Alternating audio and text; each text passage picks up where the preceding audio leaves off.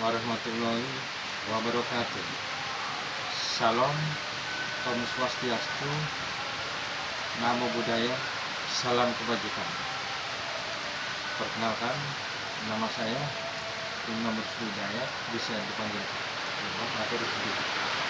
Pada kali ini saya akan mengadakan dari tugas Bimtek Public Speaking yang dilakukan mulai tanggal 3 sampai tanggal 7.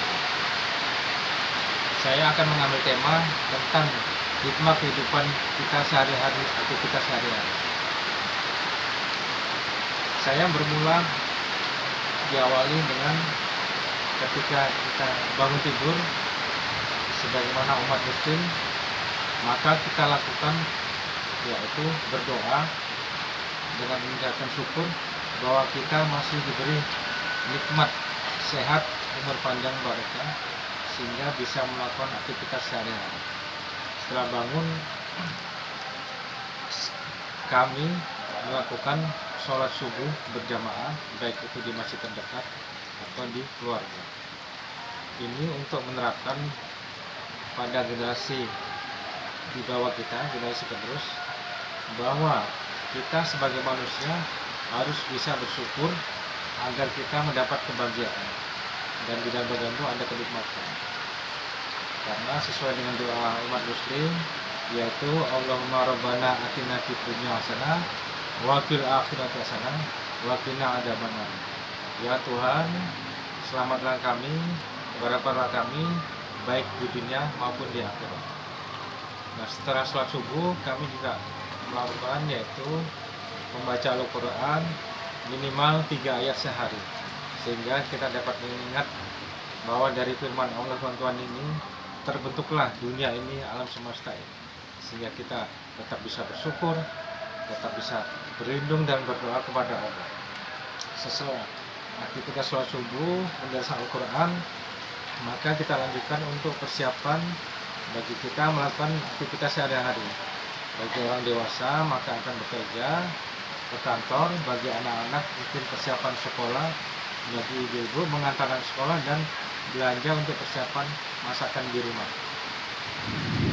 Dan tentunya sebelum kita berangkat, kita juga melakukan salam dengan anak-anak agar kita menunjukkan bahwa keharmonisan rumah tangga, keluarga itu nomor 1. Seperti kita ketahui, harta yang paling indah, paling berharga adalah keluarga. Benar apa tidak? Tentu benar, kita tahu. Apa artinya jabatan, harta dan lain sebagainya, tapi kalau keluarga kita tidak tersatukan, bahkan tercerai-berai. Karena dari keluarga itulah tempat kita berteduh untuk anak-anak kita melakukan aktivitas sehari-hari. Kemudian anak-anak kita menjadi generasi kita, menjadi anak yang soleh, anak yang paham, anak yang pintarnya, sehingga bisa bekerja dan juga bisa beribadah dan bisa berinfak sodako kepada keluarga, sesama, dan masjid sekitar. Dan berikutnya kita siap-siap untuk melakukan pekerjaan. Kita sebagai manusia tidak terlepas dari sebagai makhluk sosial, kita tentu hidup bersama-sama dengan manusia lainnya, dengan teman-teman, dengan tetangga yang mempunyai ras, suku, agama yang berbeda-beda. Tetapi karena kita di Indonesia, maka kita sebagian kita Bhinneka Tunggal Ika, NKRI, walaupun berbeda satu jua. Tentunya dari pengendara kita juga dilatih kesabaran agar tertib lalu lintas, tidak saling mendahului, karena pengendara nomor 1 keselamatan. Jumlah manusia semakin banyak, kendaraan semakin banyak, tapi jumlah ruas jalan tidak diikuti dengan jumlah kendaraan, sehingga semua memakai bersama dengan terjadi crowded. Nah, setelah sampai kantor, kita sampaikan salam kepada kantor dan teman-teman, selamat pagi, assalamualaikum warahmatullahi wabarakatuh, agar kita siap beraktivitas sehari-hari untuk menuntaskan pekerjaan kantor sebagai tanggung jawab kita, sehingga kita dapat pekerjaan dengan bagus, cepat, tanggap, dan memuaskan. Setelah pekerjaan selesai, kita bisa melakukan merapikan sehingga untuk bersiap-siap pulang.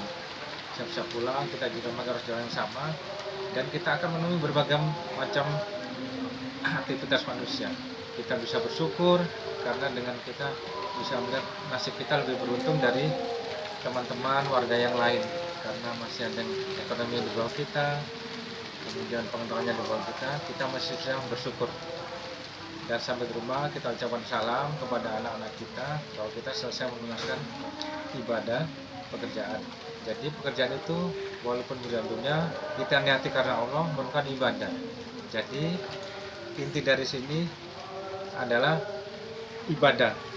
Jadi bekerja itu dinilai ibadah karena kita niat untuk menafkahi keluarga kita, untuk kita sendiri, untuk memberi sodako juga ke tetangga sekitar, kemudian ke masjid dan lain-lainnya. Nah, dari situ kita dapat ilmu bahwa manusia kita hidup bersyukur, hidup berbahagia dengan merasa bina. Kita tidak melupakan Tuhan Allah agar kita selalu dilindungi dalam pekerjaan aktivitas sehari-hari. Demikian yang dapat kami sampaikan. Semoga hikmah yang kita dapat bersyukur adalah untuk meraih happiness, kebahagiaan dapat kita raih semuanya. Kurang lebihnya mohon maaf. Wassalamualaikum warahmatullahi wabarakatuh.